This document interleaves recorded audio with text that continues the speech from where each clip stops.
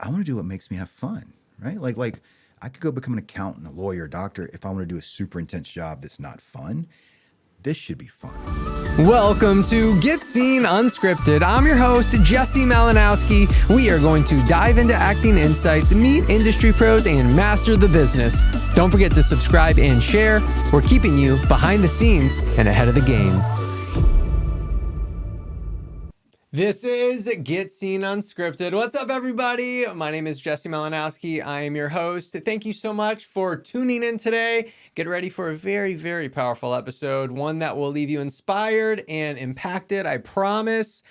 And I appreciate you for choosing our podcast to be on your journey. I promise to not let you down. And I know that there's a lot of content out there, so it does not go unnoticed that you have chosen our podcast. So let's dive in and get to it. We have another incredible actor in the house, Mr. Mark McCullough. What's up, man? Hey, man, thanks. I'm so excited to be here. Dude, it's awesome to have you. And I just love how things kind of work out. I mean, you and I were talking a little bit via email, finally connecting, kind of knowing of one another. And now it's great to be connecting here with you on the podcast today. And, you know, I usually have a podcast before the podcast, so we had that.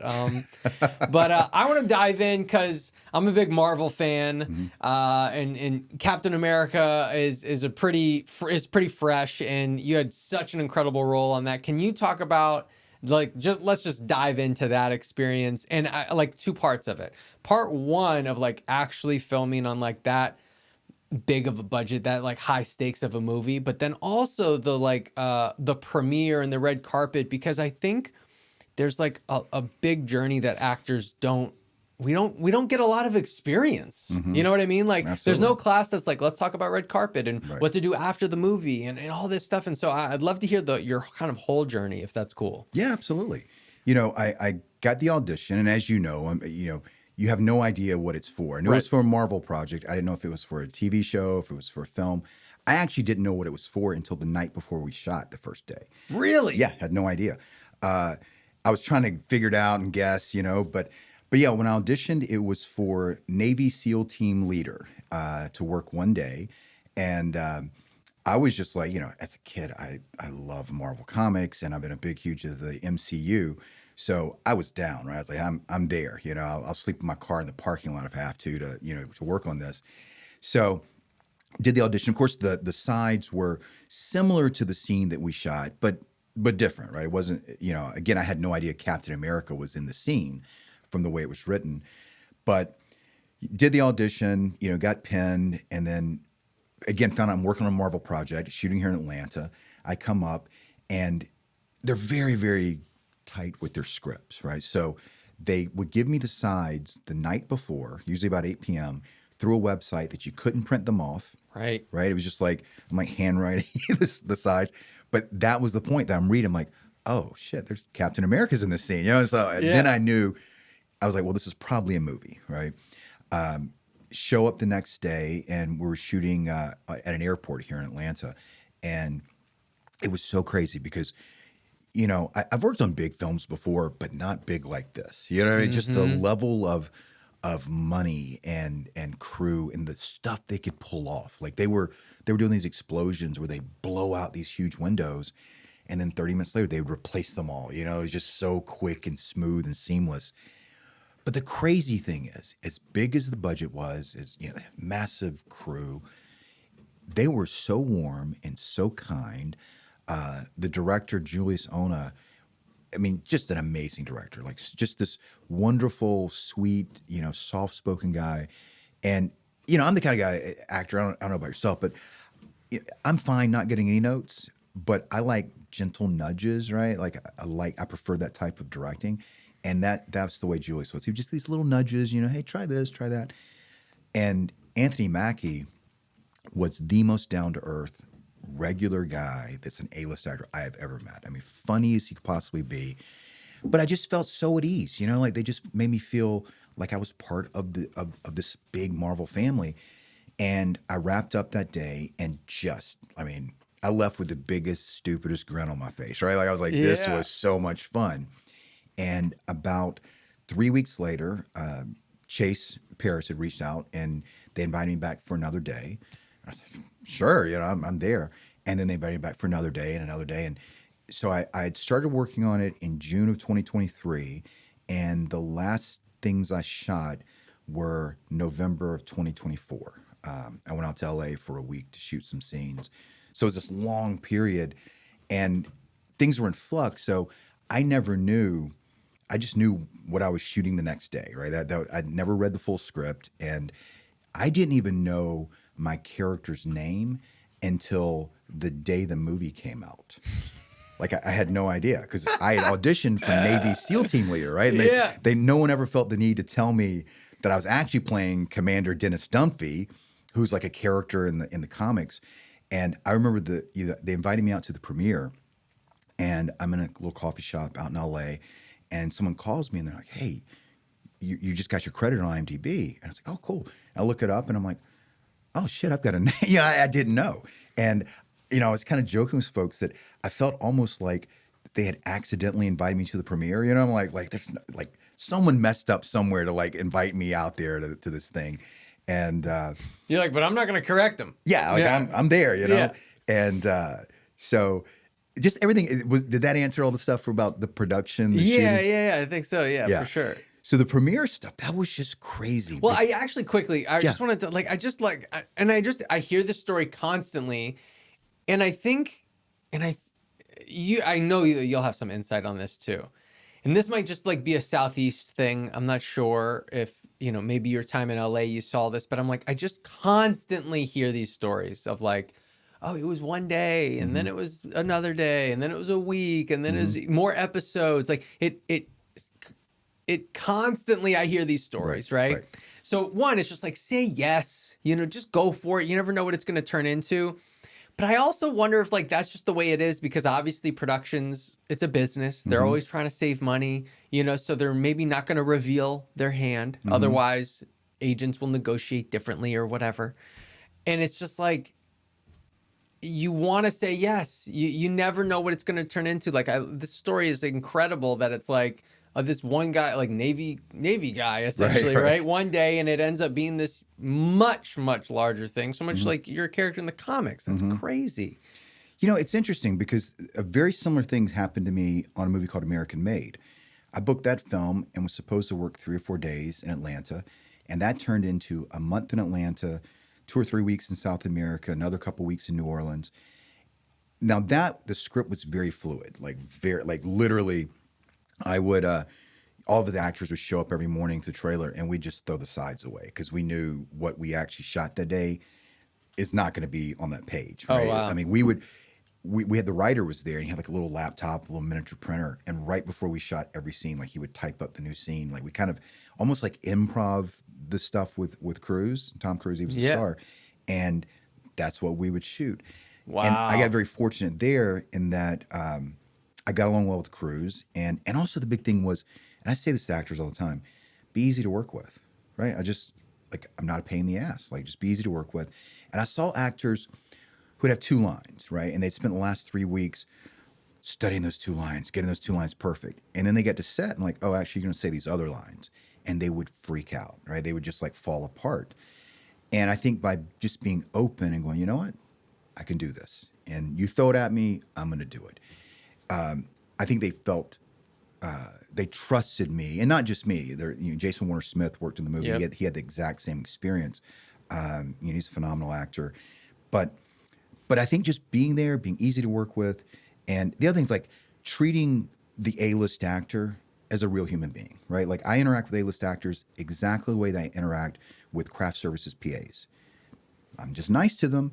I don't treat them better than anyone else. I don't treat them worse than anyone else. Just normal, right? And I think that makes those folks feel more at ease, especially like if you're stuck working with them, like with Cruz. I mean, I spent many days just sitting in the cockpit of a plane, for 12 hours a day. So that was because of the fluidity of the script, and I just got along well with people. With Captain America, I don't believe that they had planned a big thing and they just weren't telling me. I think that there was some fluidity there as well. And I think, again, it's one of those things I think, I really hit it off with Anthony Mackie, on set. Like, he was just such a great guy. And I think we had pretty good chemistry. And when they were making changes, I think they just kept, like, oh, this guy, he works well with Mackie. We'll bring him back. Yeah. But again, it's like, I know that some of the producers reached out to my manager and some of the crew, and they're like, Mark's easy to work with. And I think that's a big part of it. There's probably instances where there's some stuff behind the scenes. You're like, let's play this down. You play this down a little bit, but I don't think that was the case in my situations. Yeah, I love you bringing up the treating even the A-list people just human. I want to also say now that I feel like maybe easier said than done. So how do you feel like you get there? And it might just, you might be your zillions of credits also, but because like I remember when I booked American Reunion, right? So I grew up watching the American Pie series, so I'm there for me. And I remember, and this is my first major set, so a little bit different, but like I get on there and I remember seeing like Jason Biggs, and I'm like, holy shit, it's Jason Biggs in real life. So for the actors that maybe don't have a lot of set experience, that they're like, yes, I want to treat them like a normal person, but like when you see Tom Cruise, it's like fucking Tom Cruise. Like is there any kind of like prep or thought process that like you're doing to just like be chill? If you're trying to get seen in your acting career, I have good news for you. Whether you are here in Atlanta or want to travel in for an in-studio workshop, or you're tuning in from elsewhere and you want to join us via Zoom, we have also online different workshops where we bring in some of the top agents and casting directors in the Southeast to help move your career forward. If you go ahead to the description right now, you'll find a 10% off promo that we rarely put out there, but we did think that we wanted to thank you so much for tuning in and watching our awesome shows. So I want to make sure to gift that 10% promo so you can join us for an in-studio workshop with an agent or casting director, or one that's online that will enable you to get seen and move your career forward.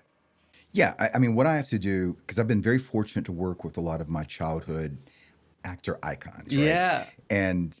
But I always remind myself is I can be a fan in the trailer, I can be a fan driving to set, but when I step on set, I have to be a colleague, right? Because if I put them on a pedestal above me, I can't do a scene with them that's real and connected. Right. So I just have to make a disconnect, right? Like, I know because Cruz is I think he was definitely the first like big A-list actor I work with. And he's amazing. I love him. But he's the most intense human being I've ever worked with in my life in any job, right? Like his expectations for excellence are high because his name's on the film. I get it, But yeah, for me, like, it's interesting. Like I'm not starstruck by like just whatever new famous actors out there. For me, it's always those actors that I loved as a kid, right? So I did some little tiny role on Cobra Kai just because I love the Karate Kid, right? Yeah. And I got so lucky that my scene is with Daniel LaRusso. And it's a tiny little scene, right? Nobody's going to watch Cobra Kai and go, who is that guy, right? But for me, it was amazing. And I just remember I'm sitting in the in the tent, getting ready to shoot. And I keep looking over at, what's the actor who plays Daniel LaRusso? Ralph Macchio. Yeah, I was like, oh God. And I just don't stare at him. I keep looking over. I was like, that's Ralph Macchio. You know what I mean? It's just like, it was just so cool. And I remember with that, when I'm playing like some bad guy or whatever, and he and I kind of get in an argument and we get ready to fight. And we do the first take and the director calls cut and he's like, Mark, you shouldn't be smiling at the end of the scene. I was like, that's really hard, man. That's really hard. It's like, because this is the Karate Kid, dude. This is the Karate Kid. That's so good. Yeah. So that one was hard for me because, I mean, as a little boy, like I started taking karate because I watched Karate Kid, right? So, but really, it's just like, I usually succeed at like making that kind of break and just, like I did a movie with Nick Cage, and Nick Cage is in some of my childhood all-time favorite movies. Face Off? Face Off, Come The on. Rock. Yes. What's the one, the comedy that he's like steals the little kid? It's one of his first big movies. Any event, I love Nick Cage. And doing this film with him, I was like, I remember we shot it in Biloxi, Mississippi, and I was like super like, oh man, this is Nick Cage. But when I went on the set, I just had to like tell myself, this dude's an actor, right? Like he is an actor, and you have to go in there and just treat him that way. And I find that like with A-list actors, some of them are just like Anthony Mackie. If I didn't know he was famous, I would assume he was just a local Atlanta actor. I mean, he was just so down to earth.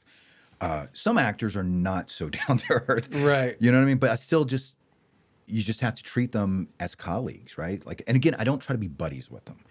Just like I don't try to be buddies with the craft services PA, right? Like, they're there to do their job.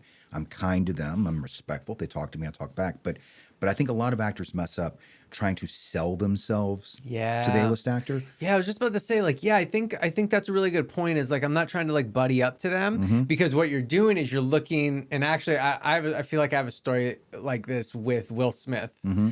Where I'm like, oh, it's fucking Will Smith, so this is so cool. So like, I want to try to connect with him in some way because this is so cool, right? Right. But yeah, it's like when I think about my time on set with Will Smith, I'm like, same thing. He was so cool. He led that set so incredibly. He was the nicest guy. Like I remember like standing next to him in Video Village watching like playback. It was like super cool. But there was a moment that I feel like it got weird, and it was like me just trying to connect with him. Right. And it's like, if it was the PA, like, would you be doing that? Right. Maybe not. Like, so, but it doesn't mean it can't happen. Sure. Right. It doesn't mean you can't connect. Sure. Like, if it happens, it happens. Yeah, but absolutely. yeah, I like treating everyone the same, I think is a great note, is a great, like, yeah. Is this what you'd be trying to talk about with the PA? Right. And if it's yes, then all right, maybe it's okay. But if it's no, then you might be pushing it. Right. Yeah. If you're like, again, we all know as human beings, when you meet those folks who are trying to be your friend, but there's something in it, right? It's not legitimate. It's not authentic. And I'm just a big believer, just across the board, that authenticity resonates with folks. Yeah. And so I just learned I just treat them all the same, which is good. You know, I don't treat anyone poorly.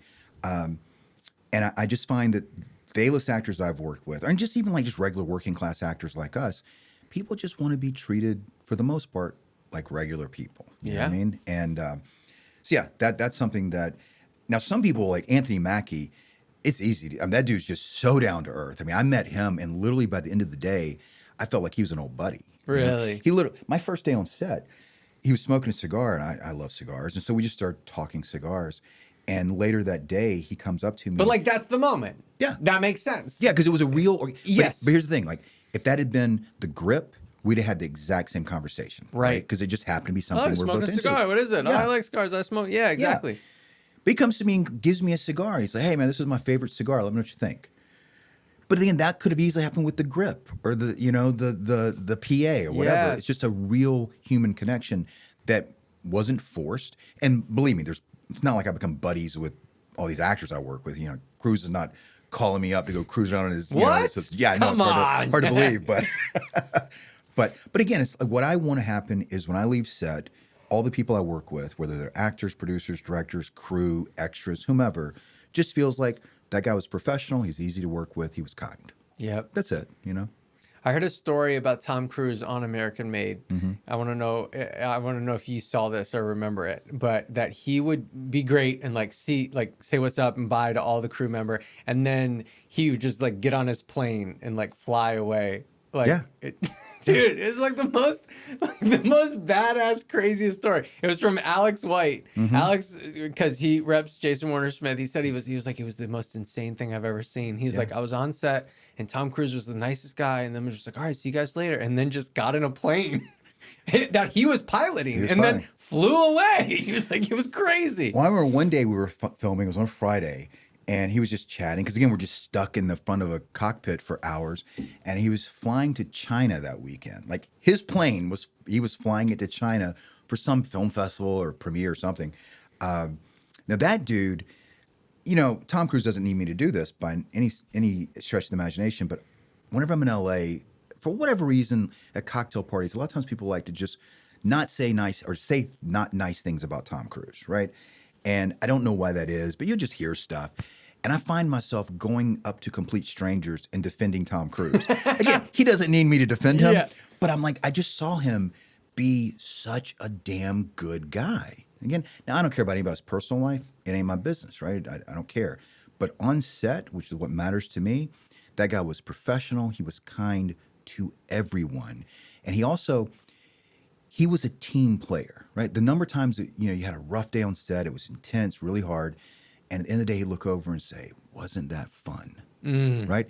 Now, I've definitely worked with A-list actors where the whole experience for them is how they had a good time, right? That they had a fun experience. They had some kind of acting moment they enjoyed, but they're less concerned with the movie as a whole, where you could tell Cruz really cared about us all coming together and making a great film. So yeah, I'm just, I learned so many things from that guy about how to treat human beings. And I'll tell you, Greg, for any actors watching, this was such an eye-opener for me. So there's this one scene in the movie. It's my big scene. No one else is going to call it a big scene, right? Yeah. It was my big scene. Yeah. For me, it was a big deal. And because we knew at that point that the scripts just changed constantly, I knew it was my big moments. Basically, his character, my character, land this plane in Nicaragua, and I'm super afraid that we're going to get killed. And so I've been asking all day for the sides, and no one gave them to me. We finish up some other scene, and we're at the back of this big plane, and Cruz says, hey, sun's getting low, so we only got a couple of takes on this. You go with your lines? I was like, Tom, I haven't seen the scene. So he calls for it. Of course, they immediately bring me the sides when he asked for them. So in this scene, the way they're going to shoot it is we're going to take off, fly around the airport, come in and land. And I remember, we got just a few minutes because the sun's getting low. They give me this like 2 or 3 page scene that I've got to learn against my big moment. Well, we're in a C-134 military plane, like Vietnam era. There's like 7 left in the world, right? So in the plane, it's me and Cruz, the DP, and the guy who pilots and owns the C-134. Now, Cruz is a pilot, but he's flying like, Gulfstream, modern planes. This thing has buttons and dials, just everywhere. And what I tell folks is in the 10 minutes that I had to learn my little scene, Cruz is going over the takeoff and landing procedures for this plane that he has never flown in his life. My God. Right. And so it puts it in perspective, right? Yeah. Like I'm learning a couple of lines. This dude's learning how to take off and land a big, huge military plane.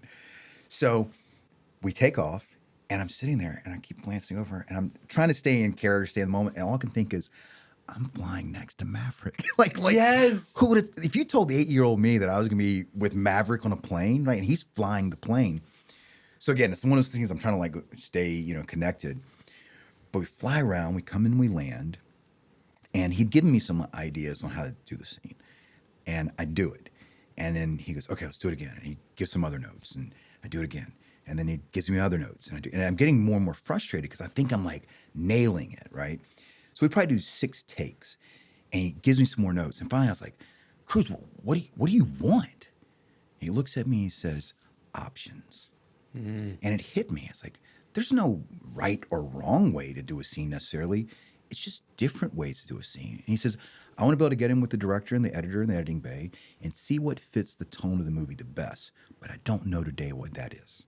Oh, wow. And so from that day forward, when I'm on set and I get notes, I never take that as like, oh, I did something wrong. I take it as, let's have fun and play it another way. See what works, right? So that was a huge lesson for me as well. Yeah. But that dude, I just saw him be so just kind to people. You know what I mean? Like go out of his way to be kind to people that he didn't have to be.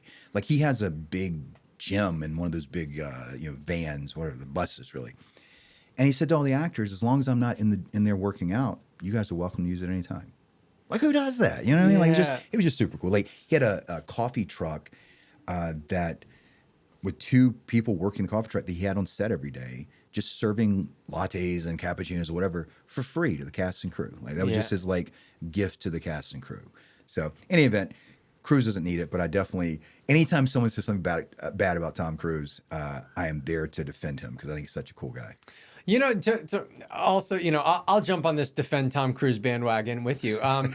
For me, I think we live in a day where people want to find all the different ways to find what's bad in people. Mm-hmm. And for me, I'm like, we can find anyone on the planet and make them out to be bad, I think. Mm-hmm. and so instead of doing that, I'm like, I'm just going to be focused on like how they make me feel. Mm-hmm. And when Top Gun Maverick came out, I had my wife watch it, and she was like, "This was so good." So she wanted to see Top Gun, the first one, right? So then she was like, "This is like one of my favorite movies. This is crazy." So then I was like, "Well, now we got to binge all the Mission Impossibles, right?" And so after binge watching all the Mission Impossibles, like I was like, I just wanted to be a better artist. Mm-hmm. Like Mm-hmm. I'm so inspired by like what he did. And so I'm like, I don't know Tom Cruise. I don't give a shit, but I know when I watch his stuff how it makes me feel, Mm-hmm. and I feel inspired. Right. Like right. so that's all I need to know, you know? Mm-hmm. So it's like, why don't we just focus on some of that stuff? Yeah. You know what I mean? And like, so anyway, I can't agree more. Yeah. I was in Jack Reacher too, yeah. but I did not get to share any set time with Tom, which was a bummer. I really wish I could have. Yeah, he was great. I mean, again, it's easy to be nice to the executive producers, easy to be nice to the director, right? But I just saw him be nice to the extras, to the PAs, to the stunt guys, to the makeup artists. Like, I remember when I showed up, you know, we shot over a period of time, and the last place we shot was New Orleans. And I show up on set, and he comes up to me and he starts quoting my character's lines to me from the movie. Because, of course, he's involved in Cruz. So he's like in the editing bay. And I stopped for a second. I'm like, I was like, oh, shit. He's like quoting my lines from the movie to me. And it was just such a like fun, cool. Again, that thing that the little 8-year-old in me just was smiling like an idiot. You know what I mean? I was like, Cruz is saying my character's lines to me. This is awesome. Oh my God, bro. Congratulations. yeah. That's so cool. But it was one of those things that like, it was a little tiny thing, and things worked out and turned into something much more amazing than, you know, again, I'd have been happy with the 3 days, you know what I mean? But it turned out to be really good. But as far as, you want to chat about the premiere? Yeah, I was about to segue into that, you know, and well, yeah, you could talk about the premiere, but I also want to like, you know, piggyback onto that.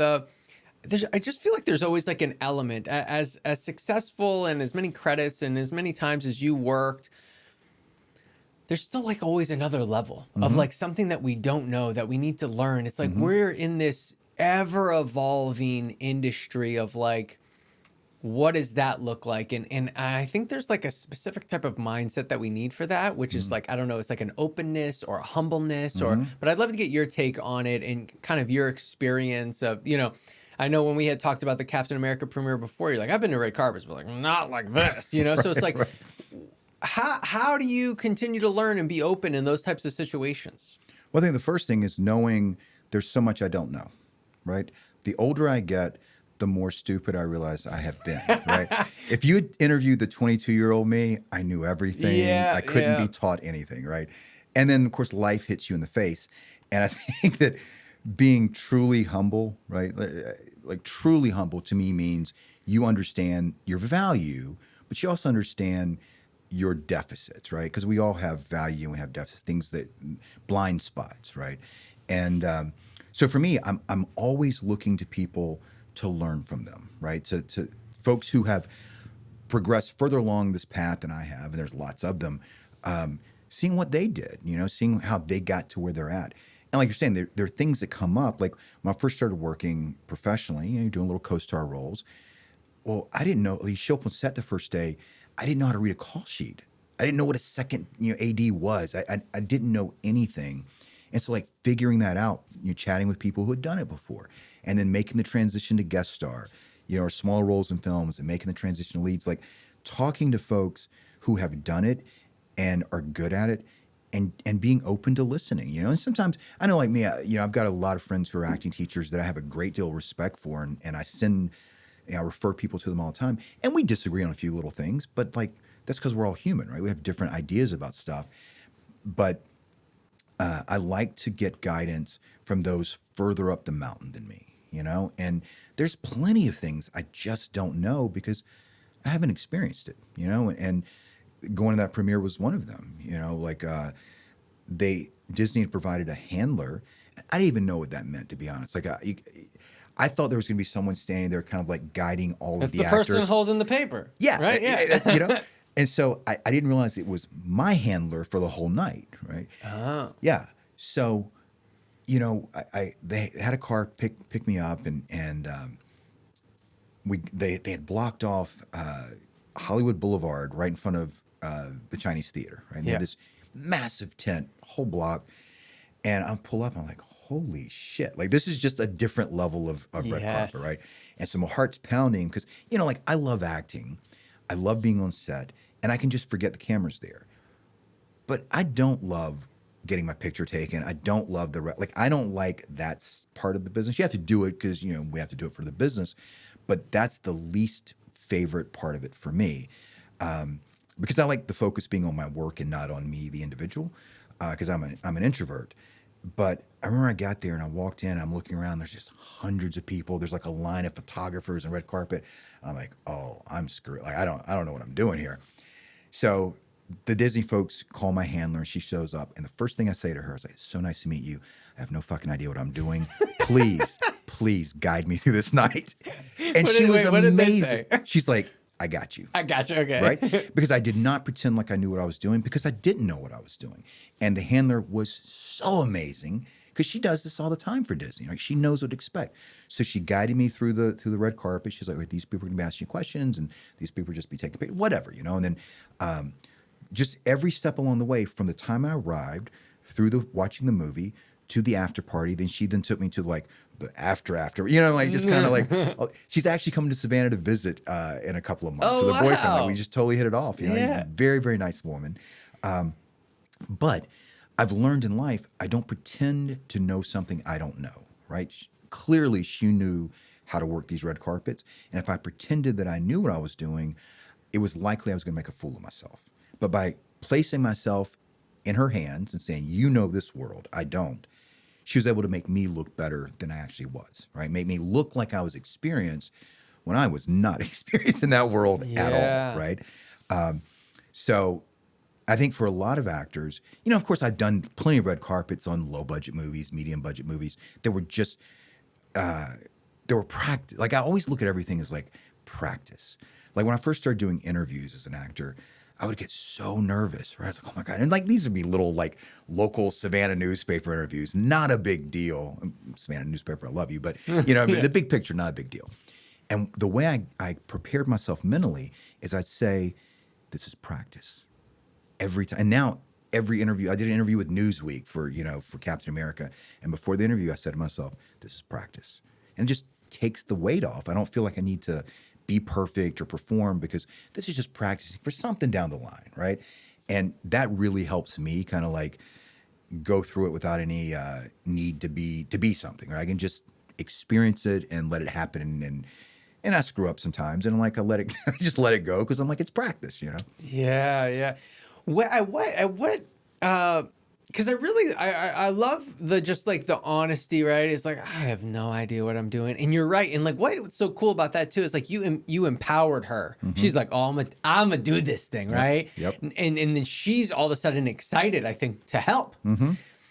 At what point though, do you think it's not smart, or maybe there's not an element, right, of this, of like, it's not smart to be that honest of like, I don't know what I'm doing, right? Like, I'll give an example that is like maybe would feel, I think, very uncomfortable maybe for a new actor. But you mentioned earlier, like, I got a co-star. I didn't know how to read the call sheet. Like, you think you go on set and you go to the PA and you're like, I don't really know how to read this thing. Like, do you think you go that far, or like that shows that you're too green? No, here's what I would say. There's a difference between casting process and working process. So there's been plenty of times I'm going to call back and they say, can you do fill in the blank? And the answer is always yes. Yeah. Oh, yeah. Because I'm like, I can figure anything out, right? So I think, I would never walk into an audition like when I was starting out and go, oh my God, guys, I've never been on any professional set. I have no idea what I'm doing. Because it's not brain surgery, right? It's not that complicated. But I know when I tell actors this all the time, when you get on set and it's your first time, you can lean into that because people want to help you. So if you show up and you've never been on a set before and you don't know how to deal with a call sheet, you don't know what the terminology is, and that second AD shows up, I think there is nothing wrong. I think actually it's beneficial to say, this is my first time. I feel very secure about my performance on set, but I don't know about all this other stuff. Would you just like make sure I'm not screwing anything up? Or if I need to know something or I need to be somewhere, can you give me a little heads up? And I find most second ADs are going to take that and go, absolutely, because then you like it empowers them because the second AD is there to like kind of guide you and make sure you're in the right place. And if you let them know, I don't know what that term means, right? I don't know what when you call something out to me, what is that? Where am I supposed to be, right? So I don't think that's an issue at all. I'd make a distinction again when it comes to performing. I would never tell a director, producer, casting director that I don't feel comfortable performing this because I mean, what you do on a little student film for $50 budget is exactly what you do on a $50 million film as an actor. That shit's just, it's not that complicated, right? Right. But it's all the accoutrement around the acting that the bigger the budgets, the more complicated that stuff becomes, right? So yeah, I just find, again, the 22-year-old me would never admit to not knowing something. But I just find in life, I mean, I'm just open with people. If I'm not familiar with how to do something and it's something that's critical, now if it's something that's not a big deal, I'll figure it out. The other thing too is always tell folks, don't ask stupid questions that you can just Google. Right? Yes. Like, gosh, that's so true. Yeah. And I think there's a lot of people who go to like workshops with a casting director or an agent and they want to make FaceTime. And they think the more questions I ask, the more likely they're going to like me. And it's like, not if you ask a bunch of stupid questions that you could have just Googled 10 minutes before the workshop. Yeah. Right. But if it's legitimately something like, there was no like YouTube video, and believe me, I looked on how to manipulate or deal with a big red carpet, right? Yeah. Like I watched a couple of Marvel's red carpets, and the more I watched, the more I realized I am out of my depth here, right? Because there's so much going on that I don't want to be the weak link in this chain, right? Like an idiot. So I don't know. I just think in life, and certainly in this industry, I come from a place of I think you can do almost anything if it comes from a place of love and sincerity, right? And so whether that's like taking a big chance in an audition, but you're doing it from a place of love and you're not doing it from fear and worry, or going up to someone and going, hey, can you please guide me here? I don't know what I'm doing. I think most people are going to respond well to that, you know? I can't agree more. I love that. And even just like the language that you used, if you are on set and you talk to the second AD, you know, hey, you know, can you, if I, you know, this is my first credit or second credit, I'm super excited to be here.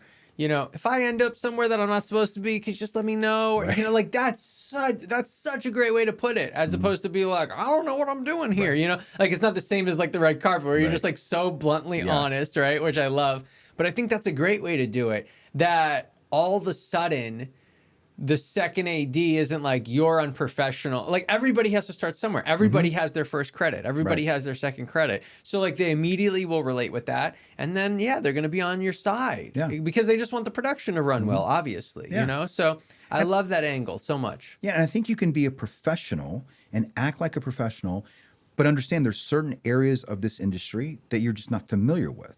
So like on the red carpet, the lady, I mean, I'm sure she knew my credits. She'd probably seen the movie already, so she knew that I'm a professional actor. So I had no problem saying, "Hey, this area of this industry, I'm secure. I know exactly what I'm doing. This is one of those dark shadowed areas that I've never been exposed to before. But if you guide me, I'm a professional, and I'll take your guidance, right? I'll make because at the end of the day, she also, if I go through this process and look good, make Marvel look good, she looks good. Because she's my handler, right? And I think the second AD, if you don't know any better and you're like, oh, I'm looking at the schedule here, they're not shooting my scene until this afternoon, there's 3 scenes, I'm gonna go take a nap in my car. And you don't tell the second AD and they flip the schedule around, they're looking for you, that second AD gets in trouble. Right. But if you say to them at the beginning of the day, hey, just let me know, and they go, hey, make sure if you go anywhere, you let me know, to the bathroom, to your car, so that I know where you are at all times, because things like you might not know that, and then you hurt them and make them look bad because of your lack of knowledge. Right. Whereas you're giving them an opportunity to feel good, because I think people do like helping folks who, you know, are new to something, and you ensure that they look good in their job, you know, to their bosses. Yep. Mark, I mean, it is really just such a pleasure to talk to you. I feel like similar to our episode with Judd Lorman, we actually did a 2-part. I feel like we could have done it. I should have just planned for it, but I think we got to get to our spotlight sign off instead. Unfortunately, But fortunately, because it's been such a pleasure to have you here, man. But it's 5 questions to end strong. Question number 1 is, what's something you're super grateful for today? I'm grateful to be here. Like, you know, I love meeting people in this industry, just across the board, but I certainly love meeting people that have experience that you can just have real conversations with about the industry. You know, I lived in Savannah, which I love Savannah. I love it's a great place to go back to. But there's a limited group of folks that I can do that with. So getting a chance to meet you, again, I've followed you on social media forever, and we've chatted online. But like, you know, getting to meet you in person has been awesome. Like you mentioned Judd. Judd and I did a TV show a couple years ago, and I was aware of Judd, you know, like social media and seeing him on things, and getting to meet him in person, it was like, this is just cool as shit. You know, he's such a great guy, and dope. I mean, he's such a wonderful character. I love that dude. So yeah, I am grateful. The weather's beautiful, great location here, great, you know, setup for the podcast. You know, nothing to complain about. This is super awesome. Man. Yeah, thank you. Yeah, you are right when it comes to really being able to talk to someone about the business. And I appreciate talking to you too, because I mean, you have so many fantastic stories that I haven't even got to experience yet, you know, so I get to like learn and grow being here with you as well. So I absolutely love it. Just for some reason, I don't know if you have anyone like this in your life, but when you were like, oh, it's nice to talk to somebody that understands the business, I just like immediately kind of like flashed on my dad, you know, and like my dad, you know, you audition anything, you book anything. And as soon as I get into it, he's just like, well, and he just kind of moves on because he doesn't know what to say. It was funny. I got 2 funny stories about that. So my grandma, who's passed away, but she was so sweet and she loved soap operas, right? So I was in LA, you know, I'm struggling. I was lucky to get an audition for student film, right? It was hard. And she'd call me up every once in a while and she'd say, honey, John left General Hospital. You should call him and let him know you're available. Yeah, Grandma, I'll give him a call and let him know. I'll send in my resume. And my stepdad, super great guy. I love him dearly. But we'll have these conversations where, I mean, till very recently, he's like, man, I'm just waiting for your big break. And I'm like, David, I've been making my living as an actor for 10 years. But for him, like, for a lot of people in the industry, if you're not Tom Cruise or Brad Pitt, you're not a real actor, right? Right, yeah. And I try to explain to people like that. It's like if you go to law school and you become a very successful lawyer at a major law firm somewhere, and your family member comes up and says, man, I'm so sorry you're not on the Supreme Court. Right. It's like, well, yeah, I'm not on the Supreme Court. There's only 9 people in the Supreme Court. Yes. But I've got this great career, but people not in the industry, they don't know. You know, they don't have any frame of reference. That's such a good analogy with the laws. Like have your own business, crushing it, making a great living, and you're like, oh, sorry, you're not in this. Sorry about that. Yeah. Oh, that's good.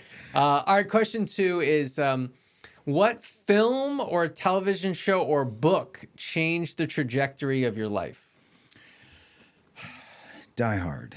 Die Hard. Dude, I mean, that's just the best Christmas movie, the best action movie.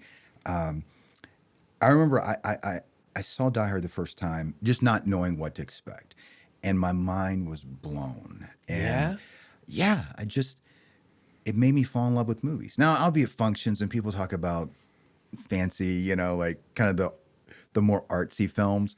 And I can watch those, but man, I'll take Die Hard any day of the week over those movies, you know? It's just, I think for me, it's the idea, like you watch that movie, you can see Bruce Willis as having fun. You know what I mean? Like it's rough situations, but you could just tell he was having fun making that movie. And so that's been the thing that's guided me in this career is I want to do what makes me have fun, right? Like I could go become an accountant, a lawyer, a doctor. If I want to do a super intense job that's not fun, this should be fun. And absolutely. Die Hard kind of like implanted that into me at a very young age. That's awesome. That's awesome. Have you seen Paradise on Hulu? Candace and I are watching that. We're like halfway through, but they have an episode where they keep kind of like talking about Die Hard. So nice. I literally just watched it last night, so it was like perfect timing. Paradise is good. You should watch it. It's on Hulu. Question 3 is, what's something in your daily routine that you really cherish? Going to the gym. Yeah, it's that's not hard for you. That's something that like I feel like there's like 2 kinds of people: the people that like will kill you if they don't work out, and then they want to kill you if they do work out, right? You know. So you're the first version. Yeah, man. Now I'm the type of dude. I go to the gym, got my headphones on, I don't want to talk to anybody. It's like my meditative state. Yeah. And it's just it's where I want to go, and like I just block out everything, right? And I either listen to like motivational speeches, or I listen to like, oddly, I listen to like cheesy love songs when I work out, because Really? I love cheesy love songs from like the 70s and 80s. So I'm not listening to like heavy metal or anything. But yeah, man, it's like my daily. Basically, most mornings I start off by running to the gym, and it just fires me up, and then it's like now I'm ready to go take on the day. Hell yeah. To Celine Dion. Not Celine Dion, but yes, a little Air Supply. Yeah, all right. I love it. Question 4. What is something you're currently trying to improve in your life right now? Oh my gosh, we could talk for hours about the list. I'm one of the things I work consistently on is getting my diet in a better place. Like, I track my macros, and I'm pretty good, but man, I love dessert so much. And yeah. I've never been subject to like peer pressure, like zero. But if I go to a restaurant and there's dessert on the menu, I can't leave without ordering that dessert. And I just have to think to myself, all right, so that's going to be how many steps tomorrow to burn this dessert so off? many. Yeah. 30,000. Yeah, exactly. I remember seeing something that was a Men's Health magazine, but it was like they did like the, have a thing of moose, right? And it's like this many calories, and it was like 5 hours on the treadmill. Yeah. So I was like, good God, this is not worth it at all. Yeah, it's crazy. But So. I also like dessert. You know what I feel like the key is? I mean, well, if you're out, I can't help you. Right. But if you just have to like, people will probably laugh at me, and Candace is like, people don't think that's dessert, Jesse, but if you do it enough times, you trick your brain, I think. You can mix protein powder, with ice and almond milk, and then all of a sudden it's kind of a mousse, Right. And so I'll do that. Or I told you downstairs about the yogurt and the Right. protein powder. That to me, I'm like, that's dessert. I'm having dessert all the time. It's just yogurt now, yogurt and protein. Yeah, like when I'm like in hardcore like get lean mode, where I'm like really focused, but I can do that like short periods, like Yeah. 8 weeks. Those kind of things will count as dessert, but Okay. not in the real Not world. in the- Yes, not in the real Not world. in the real world. All right, I didn't convince you. Yeah, Fine. Candace told me you're not going to convince him. Although Yeah. Candace, we were talking about carnivore diet. Candace does make this, I call it egg cake. Okay, but she's like, stop calling it egg cake. No one wants an egg cake. So they called it something else. Her and her mom, I forget what they called it. But anyway, like this thing tastes like angel food cake, and then you put heavy cream in one of those special like whipped cream things. So it's just like heavy cream and eggs, essentially, is like all that it is.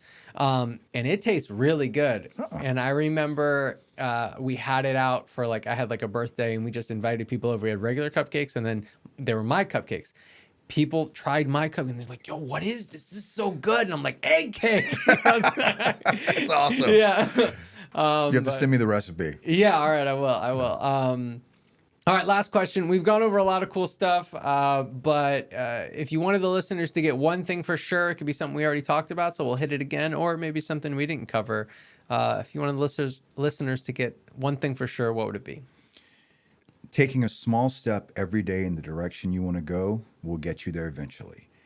I see so many people who they want to like every 5 Saturdays spend all day working on their acting career. And they'll keep that up for a couple of months, and then it just kind of falls to the wayside. I live my life every single day.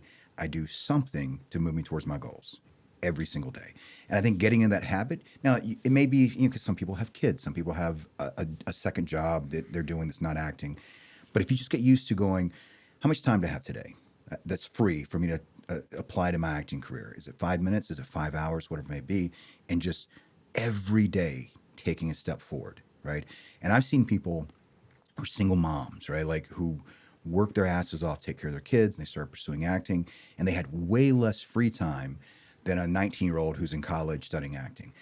But I've seen them succeed. Now, it may have taken a little longer, right? Because they have a lot of obligations. So they only have 20 minutes a day, but they spend that 20 minutes every single day walking towards their goal. And I just tell people, like, just do that. Get in that habit of taking those little baby steps every day, and you'll succeed.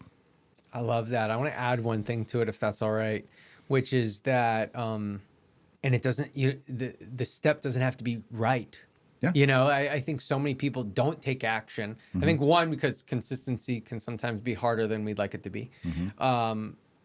But it's like, is this the right thing to do? Right. And so you get stuck looking at all the forks in the road. Which way? It's like, just go. Right. You're going to, if worst case scenario, you're going to learn something from That's that, you know? Yeah, I remember But I hearing a love that so story much. years ago about Schwarzkopf when he was a young soldier, was working for some general, and the military had been looking at some plan. There was 2 options, and they'd been spending 5 years researching both these options. So 2 guys come in to pitch each plan to this big general. They had 5 minutes to pitch both sides. They do the pitch, the general picks one, and the 2 guys leave, and Schwarzkopf says to him, they spent 5 years studying this. How can you make a decision in 5 minutes and know if it's right? And he says, I could do study for 10 years. I still won't know it's right. Yeah. But if we implement and move forward, I will very quickly know if it's the right or wrong decision, and we either switch or modify. Yeah. And I think that's so true. I think that perfection is the enemy of moving forward. Yes. Right? I see that. Perfection holds you prisoner. Absolutely. I see it all the time with people just so afraid to mess up that they don't do anything. And I tell people, like, if you see any success in my life, know that at least 99 times I tried and I failed miserably at that thing that you might see a little success at. And it's just a given, right? I just know I'm going to screw it up, but I'm going to learn from that screw up. Yeah. Right? And that's just how I move forward. I'm not afraid of failure. I'm not afraid of looking like a fool. Obviously, after this conversation, I say whatever. But yeah, it's just you're absolutely right. Don't get trapped by that. Like, oh, it's got to be perfect. Just move. You'll figure it out. Mark, it was such a pleasure to have you here, man. I really, really enjoyed talking to you, and I know the viewers, listeners got a lot from it. Thanks for being here, man. Hey, this was an absolute pleasure. Thank you for inviting me. Very welcome. Thank you so much for being here. If you have not subscribed already, make sure to go ahead and hit that subscribe button, because I don't want you to miss any of our upcoming episodes that just will continue to drop gems and fire. So hit that subscribe button. We'll see you on the next one.